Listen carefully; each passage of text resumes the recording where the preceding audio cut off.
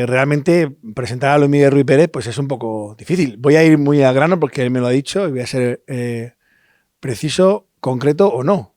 O sea, bueno, desde un punto de vista académico, presentar a Luis Miguel Ruiz Pérez es muy sencillo. Es el catedrático en Ciencias del Deporte, profesor de la Universidad Politécnica de Madrid. Es especialista no a nivel nacional, sino a nivel internacional sobre aprendizaje motor. Yo creo que todos los que estamos aquí y seguramente todos los que no escuchen lo habrán leído. No sé si se acordarán de que es él, pero lo han leído seguro porque en España y a nivel europeo es un referente, sin lugar a dudas, en todo lo relacionado con el aprendizaje motor. Pero por la parte que a mí me toca, yo quiero hacer un matiz que para mí es determinante para la profesión de los licenciados o graduados en ciencias del deporte. Gracias a que Luis Miguel Ruiz Pérez en un momento de su vida fue valiente y se opuso a los poderes fácticos que controlaban el mundo académico, muchos de los que estamos aquí estamos gracias a que él rompió barreras. Si él no llega a dar un paso adelante, si él no llega a enfrentarse a esos poderes, seguramente muchos de los que hoy en día somos académicos y estamos transmitiendo, intentamos transmitir formación y educación y valores a todos vosotros, pues jamás habríamos llegado. Así que hay un antes y un después en ese compromiso por parte de Luis Miguel Ruiz Pérez hacia el deporte y gracias a él, pues muchos de los que estamos aquí, pues estamos. Así que muchísimas gracias, Luis Miguel, muy amable. Agradezco muchísimo la invitación y más si ponen uno a clausurar, pues todavía le dan más presión, porque ya saben que al final lo que se recuerda es lo último que se ha hecho. Espero no defraudar. El título es un título un tanto cinematográfico, quizá tendría que haber venido con el gorro, la chupa de cuero y el látigo, pero he de reconocer que coincidió cuando Miguel Ángel Gómez Ruano me trasladó la invitación.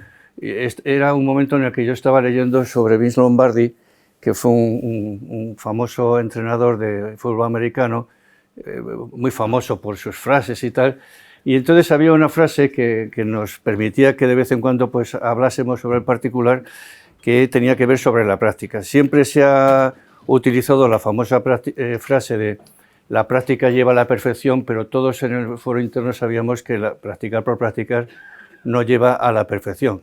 Y entonces la frase de Lombardi de solo la práctica perfecta hace la perfección, pues ¡pum!, me provocó la ocurrencia y ahí que salió el título de la misma. Por lo tanto, la intervención que yo haga aquí como clausura de este magnífico evento, pues tiene que ver con el practicar. Es un conjunto de reflexiones,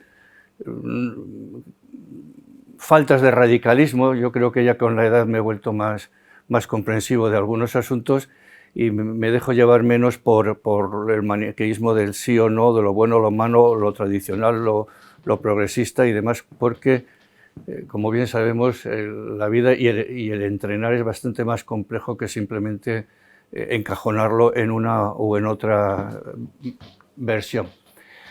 Si analizamos un poco cómo se considera la práctica y qué valor le dan y qué reconocen que es la buena práctica, por ejemplo, Gemery, que fue un corredor de 4 vallas olímpico en el 60 en los Juegos de México, pues estudió a 80 y tanto, 88 grandes campeones, y los campeones decían que la buena práctica tenía que ver con esas características, ¿no? La simulación, la exigencia, la intensidad, el compromiso y que favorezca la mejora constante. Incluso había una más que era y estar dispuesto a asumir cuánto dolor quieres tener.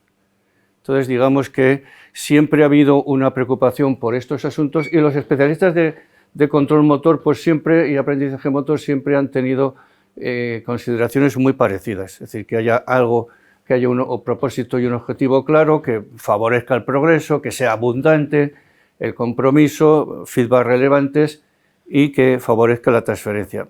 Digo ese punto porque Bob Cristina, que escribió mucho sobre la aplicación de los asuntos de investigación al mundo del entrenamiento y que ahora todavía está en activo, aunque está retirado en el mundo del golf, pues siempre trasladaba una idea de que muchas de las cosas que se estudiaban fuera de los contextos deportivos no tenían transferencia luego a ellos y que por lo tanto el problema de la aplicabilidad y de poner en danza aquello que se escribía en los papers pues era un gran asunto a tratar.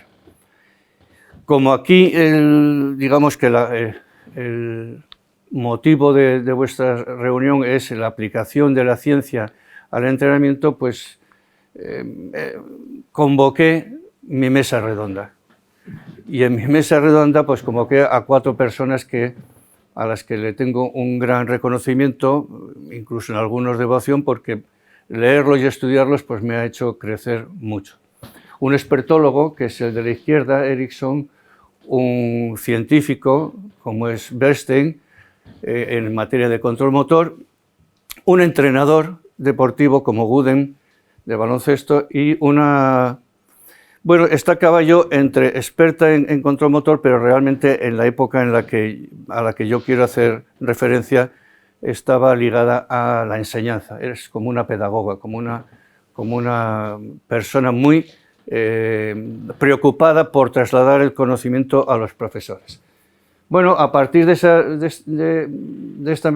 reunión, pues voy a tratar de mostraros algunas ideas que son las que me danzan por la cabeza y que quiero compartir con vosotros. Empezaremos por el expertólogo que ha fallecido no hace mucho tiempo.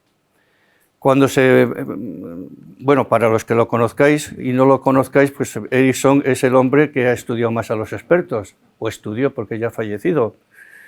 Estudió el rendimiento experto en los músicos, pero luego, como eso causó sensación en el mundo del deporte, se involucró también con la gente del deporte para estudiar a los expertos en deporte.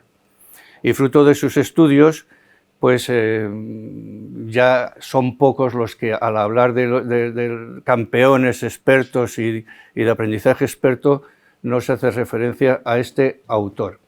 Sí, para este autor la práctica debería ser intensa, abundante, deliberada. Esa es la expresión que él acuña y que pasa a la literatura científica como un lema, la práctica deliberada. Y detrás de esa palabra deliberada pues viene todo lo demás. Pero ahí a esa expresión le faltaría, a esa definición, el hecho de que debe estar especialmente diseñada para alcanzar objetivos de rendimiento o mejora de habilidades.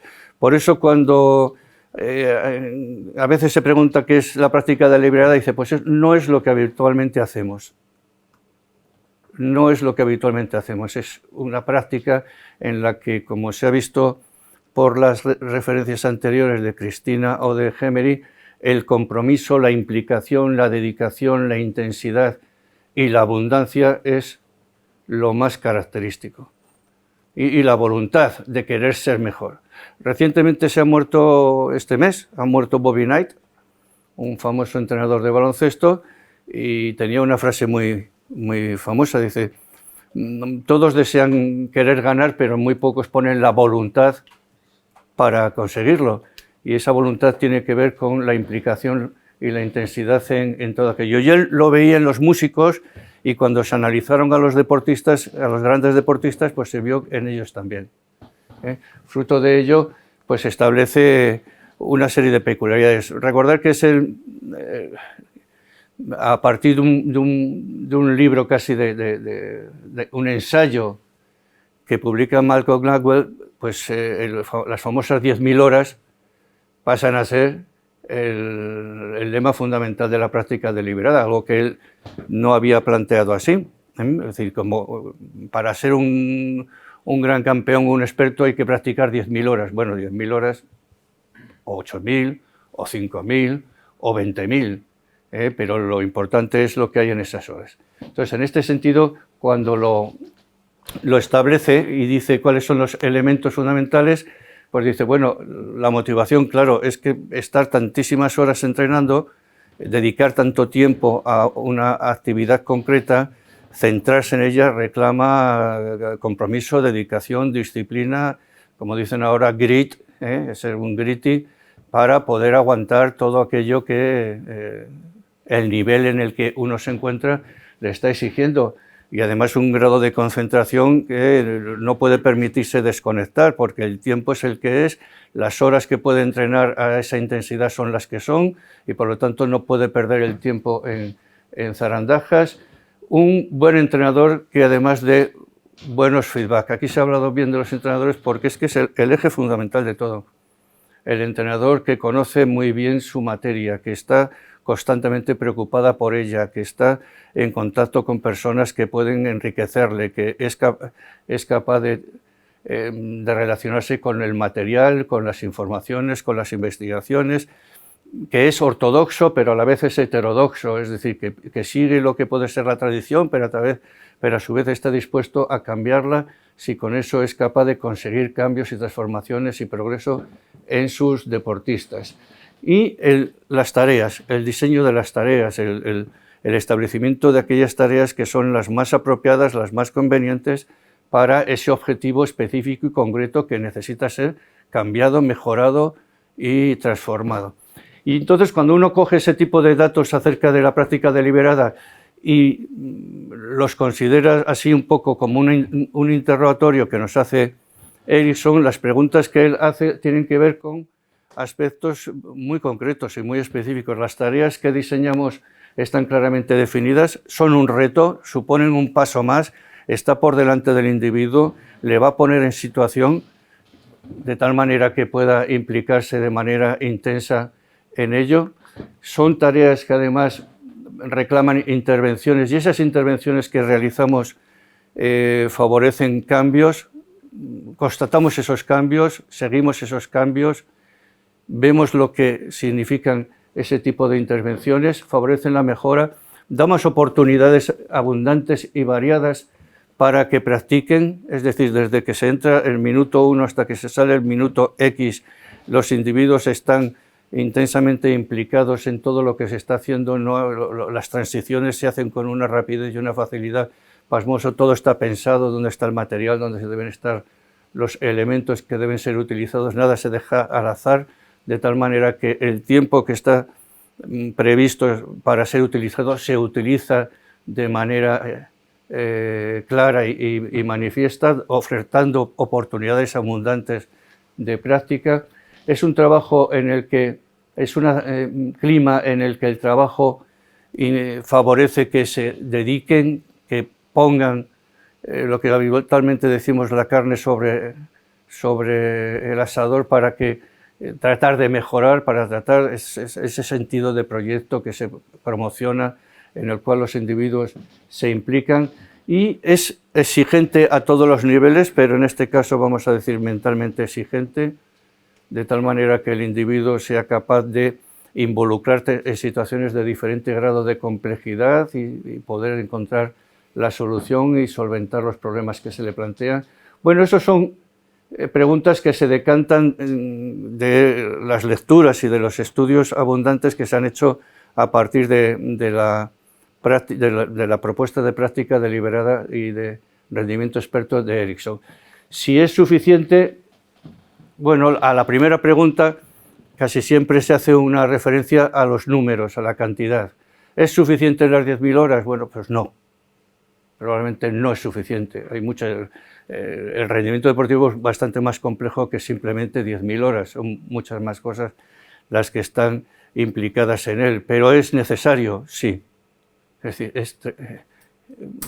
es difícil llegar a lo más alto sin haber estado implicado durante miles de horas en la materia en la que se le reconoce como un experto. Y además, lo que está, no solamente la cantidad, sino lo que está dentro, lo que constituye esa práctica, es tan importante como la cantidad. Y por lo tanto, que es un poco las críticas iniciales que se llevaron a cabo sobre ese particular, también es un elemento fundamental a considerar. De tal manera que cuando entramos en ese apartado, y lo estaba yo preparando, pues me vino a la cabeza algo que le escuché a este señor Guy Azemar, que era un científico del INSEP de París, del Instituto del Deporte de París, que un día pues a un grupo nos dijo, bueno, es que la disyuntiva que tienen los entrenadores siempre es entrenar a un deportista para condiciones de actuación predecibles y estables, o entrenarle para lo posible, para lo inestable, para lo cambiante, para lo que puede transformarse en cualquier momento. Probablemente en esos ámbitos nos movemos porque son contextos diferentes y porque Cada deporte termina siendo una unidad de análisis y por lo tanto tiene sus propias exigencias y sus propias demandas.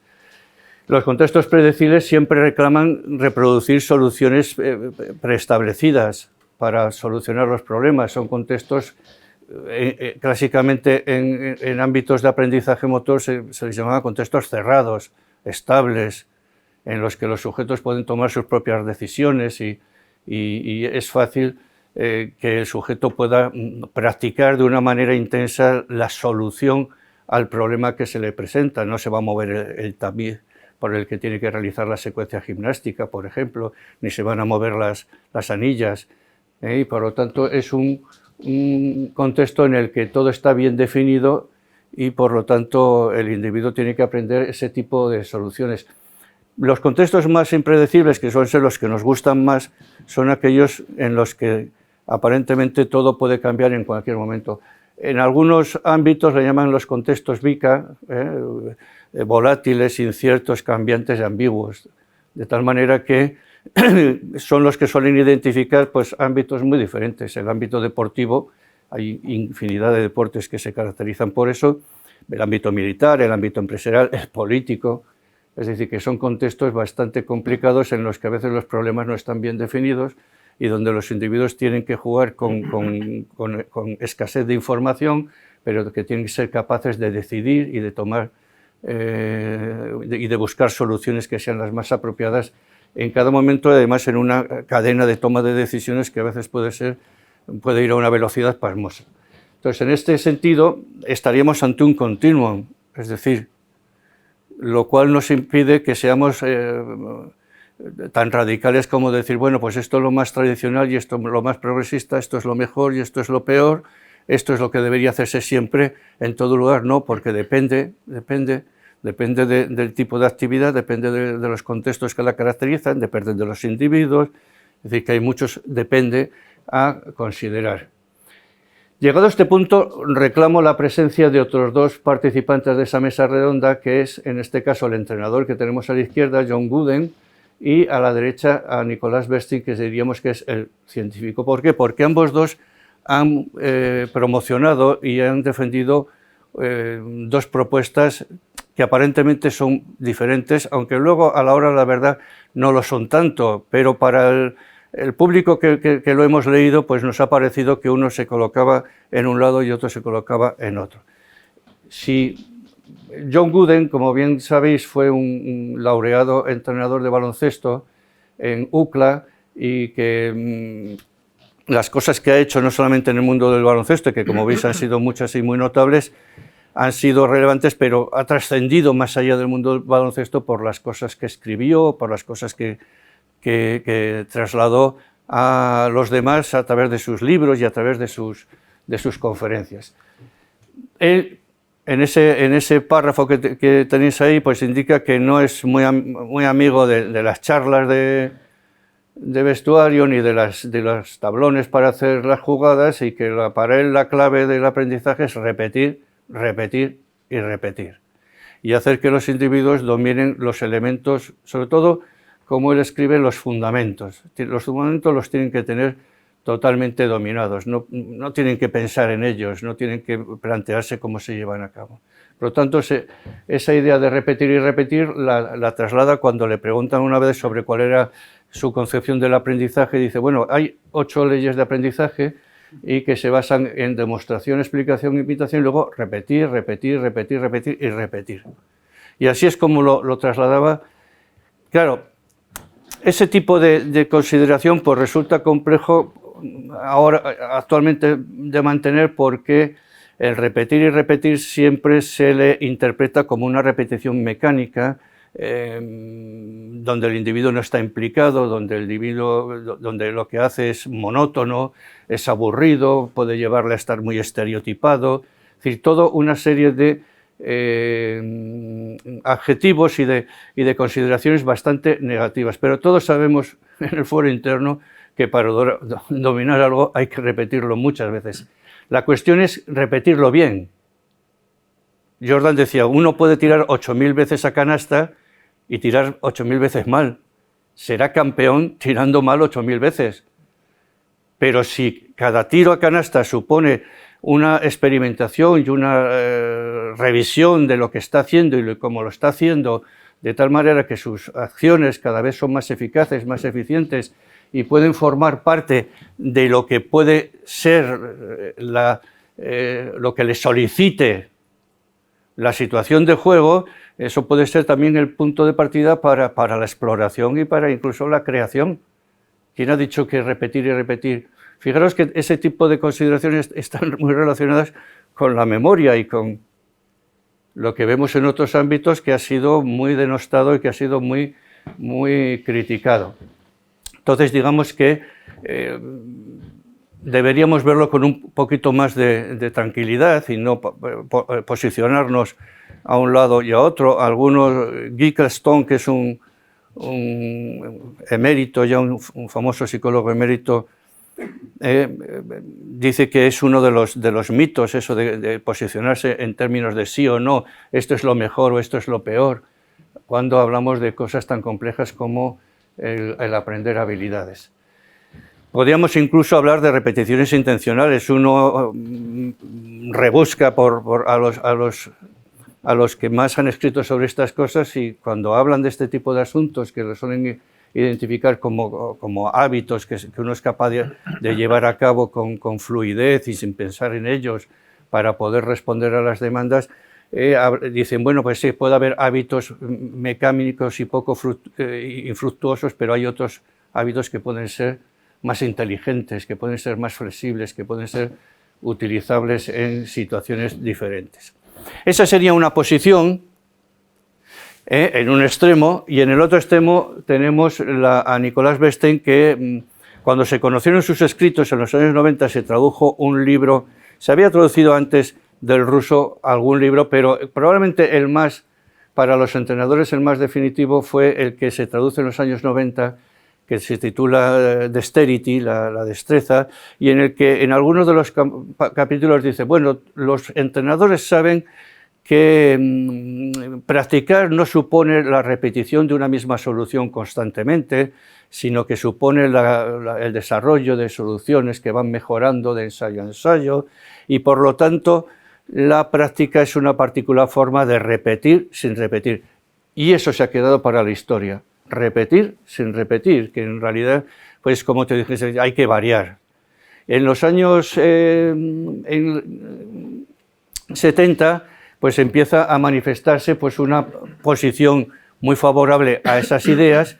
¿Por qué? Porque todos somos conscientes que hay deportes en los que se necesita ese tipo de cualidades. Uno tiene que ser flexible, tiene que adaptarse al cambio, tiene que ser capaz de tomar decisiones, y a veces decisiones muy rápidas, que parece que nos lleva a pensar y nos lleva a concluir que lo que necesitamos es una práctica que incite a la exploración, al descubrimiento, que nos favorezca un mayor esfuerzo cognitivo, una mayor demanda cognitiva a la hora de tomar decisiones, y que sea más contextualizada, porque el contexto es el que al final tira de nuestros recursos para que podamos salir airosos de las situaciones en las que nos podamos encontrar. Entonces, con esas ideas en mente, la ciencia desde hace tiempo viene analizando ese tipo de asuntos, no tanto como una investigación que quisiera aplicar al deporte, porque inicialmente es una investigación que nace como una investigación en la que se ve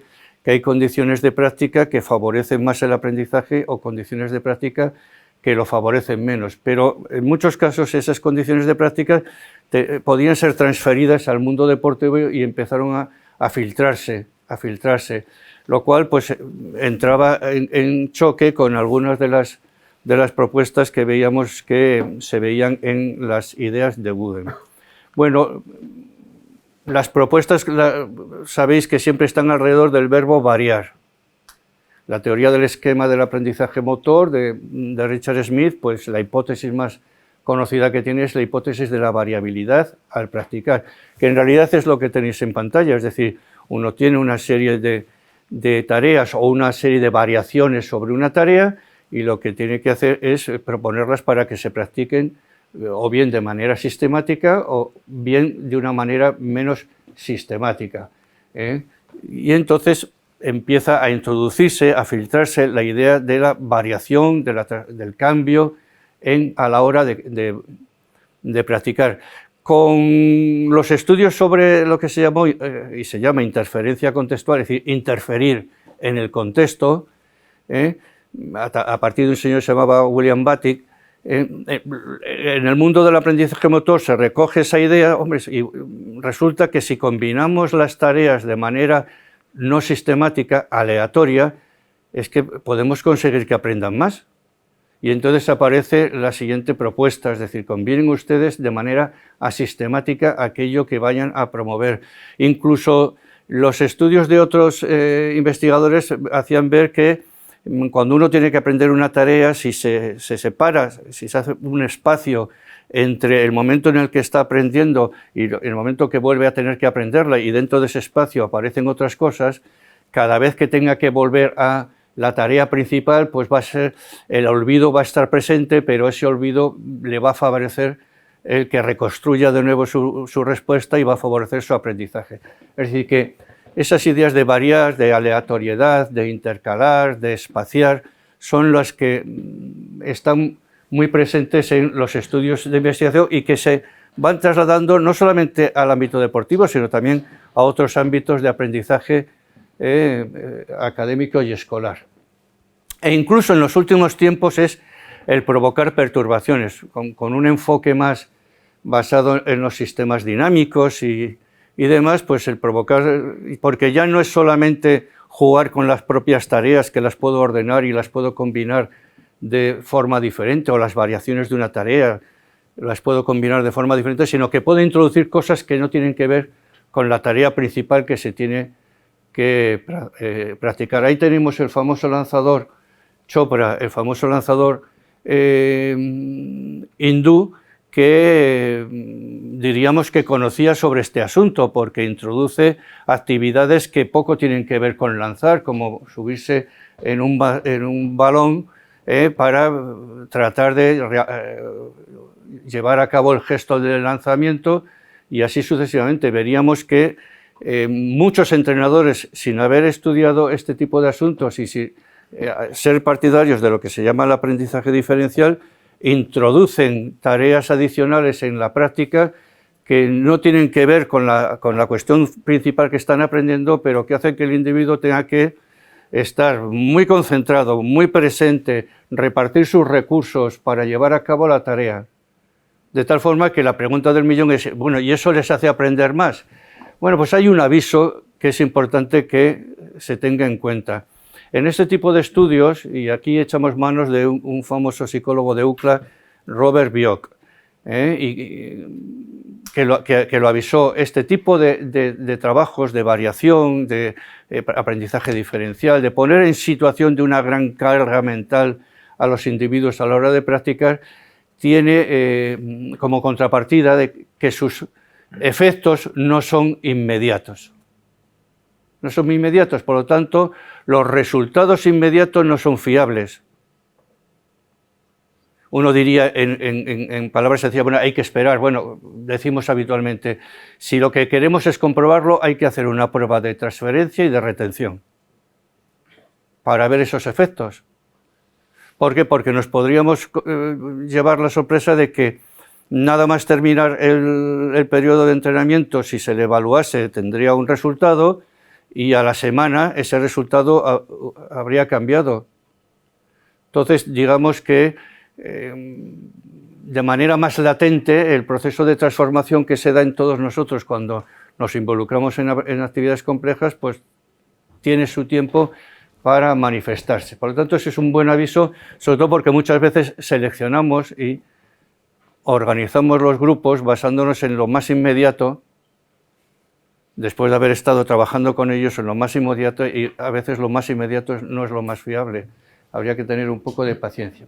Y por último, ya para terminar, voy a echar mano de la profesora. Y echo mano de la profesora para trasladar esta idea. No es mía, obviamente, yo creo que es una frase de Goethe. Todo está pensado, o todo es todo pensado. ¿Por qué? Porque en el año 72 esta señora publica un artículo en una prestigiosa revista de Ciencias del Deporte, McQuest, titulado Un modelo de trabajo sobre la adquisición con aplicación a la enseñanza. Bueno, en ese modelo de trabajo, ella presenta la idea de que, en realidad está defendiendo la idea de que no se puede decir blanco o negro, que las circunstancias son variopintas, que habrá circunstancias en las que repetir y repetir sea muy favorable y otras circunstancias en las que repetir sin repetir sea muy favorable. Es más, los estudios sobre la práctica variable mostraban que en algunos colectivos de niños se favorecía más el aprendizaje si se empezaba con una práctica constante, más que directamente con una práctica variable.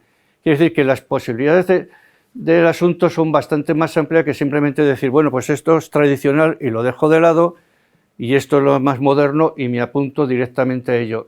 Es bastante más complejo. Ella, cuando hace una clasificación sobre las fases del aprendizaje, dice, la primera fase se denomina la fase de captar, el getting the idea, captar la idea del movimiento, que es cuando necesitamos saber, queremos lo que hay que hacer, dónde hay que hacerlo, cómo hay que hacerlo, necesitamos información y nos ponemos a practicar para llevarlo a cabo y para que nuestra forma de actuar se parezca a lo que se nos ha solicitado. Pero a medida que vamos avanzando, hay que fijar y diversificar, hay que consolidar y favorecer su aplicación. Y eso lo decía en los años 70, es decir, que ha llovido muchísimo, y lo decía con bastante buen criterio a la hora de establecer que hay un continuo, que no siempre las cosas son tan blancas y o tan negras como podemos pensar. Y que, como decía Gooden, porque claro, ahora después de ver eso dice, pues Gooden, con todo lo que ha ganado, porque claro, los científicos no hemos ganado, me voy a meter ahí, pero bueno, no han ganado ninguna medalla olímpica, ni han ganado un torneo, ni han ganado un campeonato, tantos seguidos como ganó él. Es decir, algo tendrá que, si dice que repetir y repetir algo tendrá. Bueno, claro, cuando uno indaga más, por eso es tan interesante leer las vidas de algunos grandes entrenadores, como la de algunos grandes deportistas, uno encuentra que las cosas no eran tan, aunque las podía haber expresado con esa radicalidad, repetir y repetir es lo básico y hasta que no se domina y se automatiza y pasa a ser un elemento a emplear en lo que no tiene que pensar, uno analiza todo lo que hacía y encuentra que evitaba la monotonía, que modificaba los órdenes el orden de las actividades en clase. Los jugadores no sabían cuál iba a ser el orden de los ejercicios que iban a hacer de un día para otro. Siempre vivían en la incertidumbre. Provocaba distorsiones. Distorsiones, fijaros que es un término que casi es parecido al de las perturbaciones del aprendizaje diferencial, de tal manera que siempre introducía sorpresas. Cuando he llegado y estaba escuchando la magnífica conferencia de mi amigo Sergio, me venía a la cabeza cómo era este hombre. Este hombre era tremendamente minucioso, anotaba todos los entrenamientos en cartones, en hojas de... todo. 2 horas antes del entrenamiento estaba en su oficina con sus ayudantes y anotaban todo lo que se hacía. Y además luego controlaban que aquello que se había previsto hacer, si funcionaba o no funcionaba, lo que podía ser mejor o más favorable para tal jugador o tal otro, qué tipo de cambios iban a introducir, dónde se iban a colocar los materiales de tal manera que las transiciones no hicieran perder el tiempo. Hay un libro que se titula Tú no has enseñado hasta que ellos no han aprendido, de Neiter, que fue un jugador al que él trae de otra universidad y le dice, vas a estar con nosotros, pero te voy a decir una cosa, apenas vas a jugar con el equipo. Vas a ser un poco como el sparring de Bill Walton, que era la figura de la época. Pero te voy a asegurar una cosa, si eres capaz de aguantar, cuando termines, vas a ser contratado por equipos profesionales. Y así sucedió. De hecho, bueno, pues el agradecimiento que le tiene esta gente es tremendo. Entonces, fijaros que todo era así, y cuenta este Neiter que el primer día era incapaz de aguantar el entrenamiento. No estaban un minuto parados, no permitía que nadie estuviese parado. Pasaban de una actividad a otra constantemente. No tenía específicamente sesiones de condición física, porque la propia dinámica del juego que él, y de actividades que él proponía era suficiente como para mejorar su condición física. Y añadía mejorar condición física y además moral. Aquí se ha hablado de valores. Los valores que él traducía, que él trasladaba, no puedes insultar a tu oponente, no puedes llegar tarde, no protestes, dedícate. Todo lo que hemos hecho hoy en la pista lo puedes echar a perder con lo que hagas fuera de la pista. Por lo tanto, es un personaje muy relevante que en gran medida recoge muchas de las ideas también de la variación que hemos comentado anteriormente. Bueno, he empezado con una frase de Lombardi y termino con una frase de Lombardi, que es para ponérnosla en la pared. En el único sitio donde excelencia está delante de trabajo es en el diccionario. En el único sitio donde está. El trabajo duro, la dedicación, todo, es la famosa práctica deliberada, es implicarse intensamente. Y la voluntad que decía Bobby Knight, esa palabra que ya la decía Cajal también y la decía Einstein, que es el elemento fundamental, la voluntad de querer conseguir aquello que uno desea querer conseguir.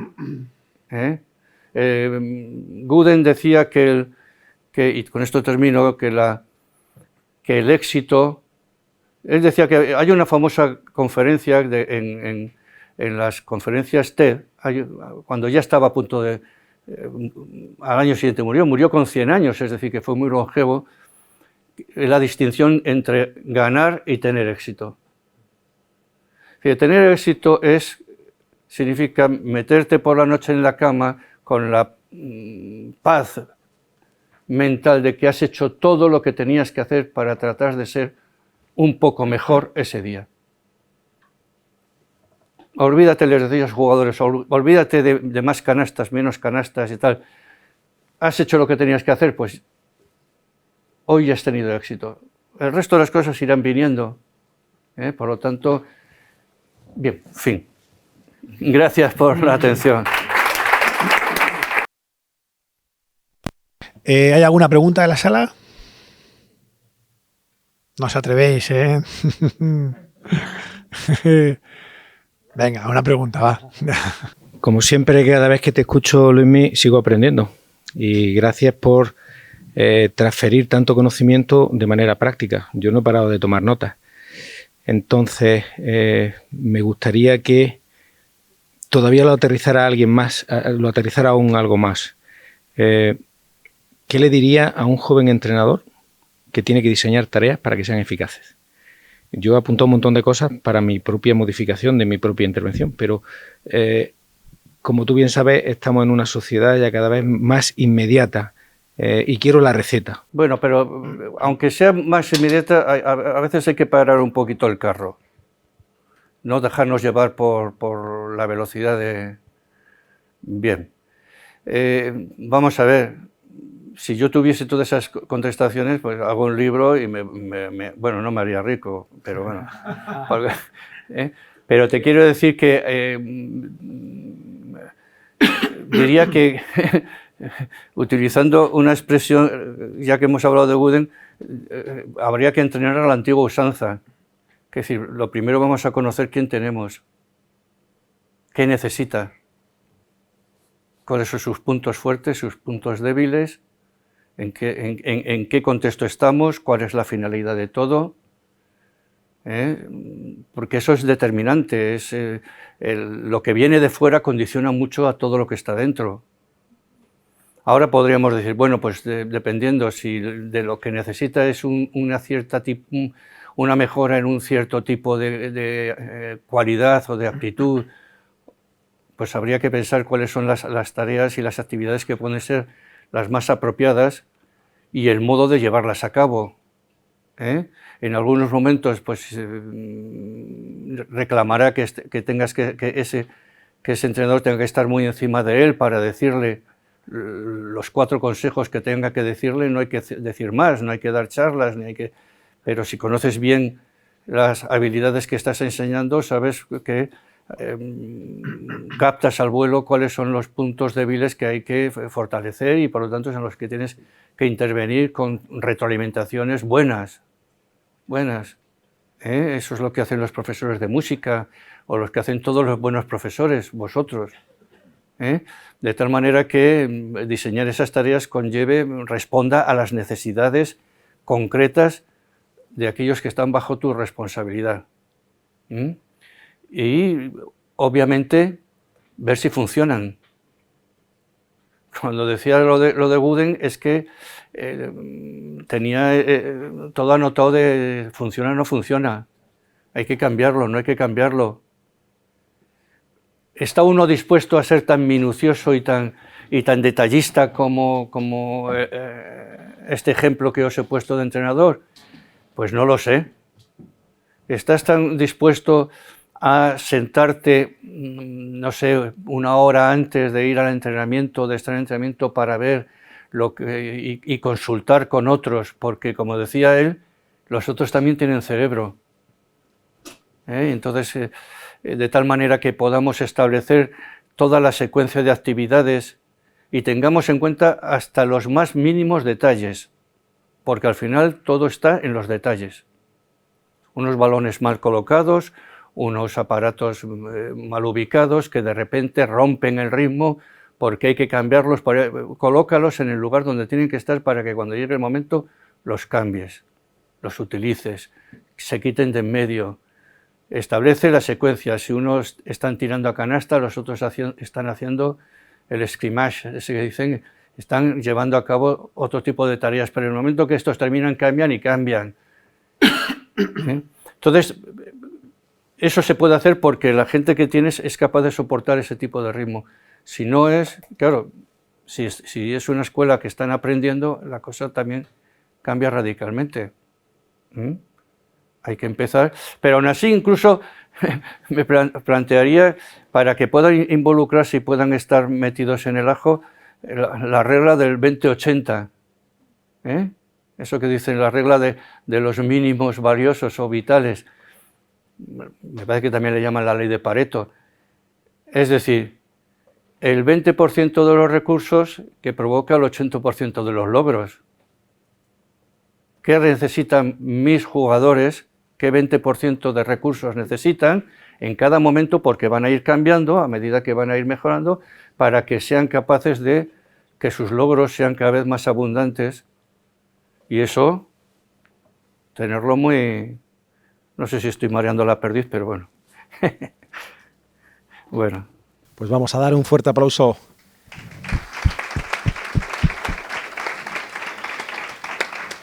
Aquí ha sido y es maestro de muchos, Luis Miguel.